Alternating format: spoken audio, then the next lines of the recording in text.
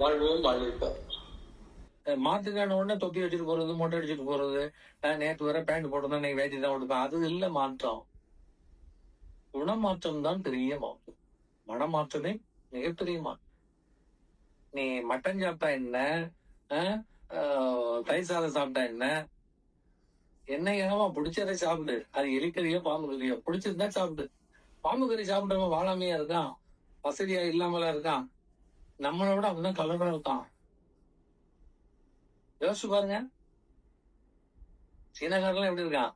கலரா இருக்கானா இல்லையா? பயங்கர பிரெயினா வேற இருக்காங்க, நல்ல பிசினஸ் மேனா இருக்கான். 5 மணிக்கு கேஷ் வாங்கிக்க டேபிள் மேல அப்படி கெட்டு தூக்கி வச்சிருவான்.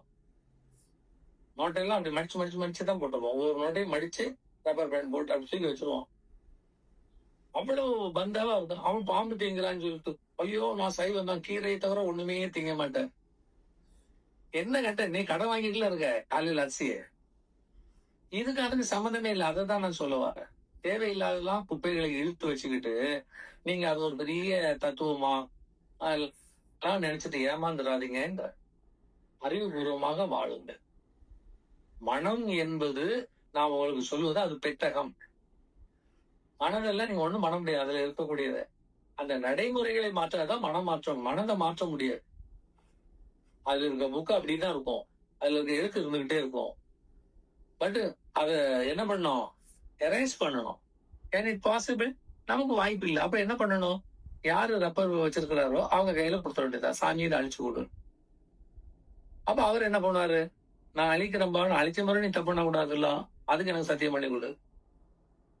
இதை அழிச்சுட்டா அடுத்த நிமிஷம் என்னன்னா, நீ யாரு? You are a noble man. எந்த பாவமும் உனக்கு இல்லைன்னு அர்த்தம். You are eligible to see the God.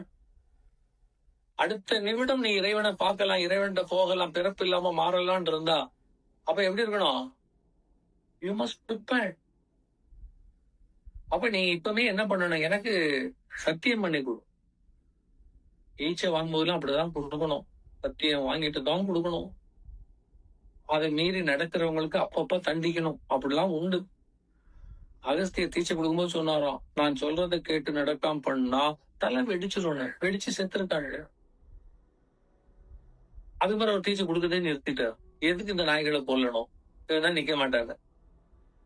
அப்படி இந்த குரு தீட்சைகளே அப்படியே அடங்கி போச்சு, கொடுக்கறதே இல்ல.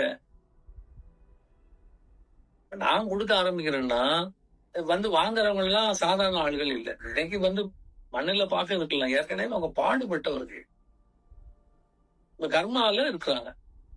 அப்ப அந்த பழைய கர்மாவை தீர்க்கிறது நம்ம கடன்.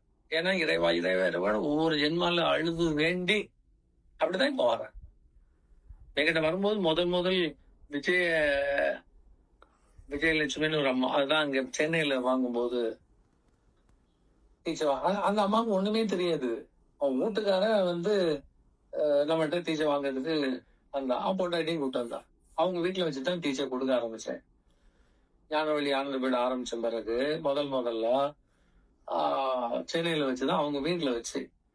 அப்போ வீட்டு பொம்பளையா இருக்காங்கன்னு வாங்கம்மா நீங்க வாங்கிக்க. அது மூஞ்சு பாக்குது. வாங்கினோடனே இன்னும் கையை கட்டிக்கிட்டு எப்படி ஏதோ தேங்காய் மாங்காய் கொடுக்குற மாதிரி வாங்குறதுக்கு. அவன் மாப்பிள்ளைக்குன்னு தெரியல. ஏன்னா நான் டீச்சர் கொடுத்தா யாரும் பார்த்தது இல்ல. சுப்பிரமணியன்னு சொல்லிட்டு ஒரு டிரைவர், கொஞ்சம் நல்ல சர்வீஸ் பண்ணான். அவன் கொண்டாடிதான் நிறுத்துச்சு. அந்த அம்மா பாவம் அப்புறாணி. புருஷன் பண்ற கோல்மாலுக்கெல்லாம் அது தலையை குளிச்சுட்டே இருக்கக்கூடிய கேஸ். நல்ல பொண்ணு. அவ உட்கார்ந்து கை நிறுத்தி, ஏமா கை என்ன இல்ல டீச்சர் கொடுக்க போறீங்களே, அது மரியாதையா வாங்கணுங்களோ. இதுக்கு மேல என்ன சொல்ல?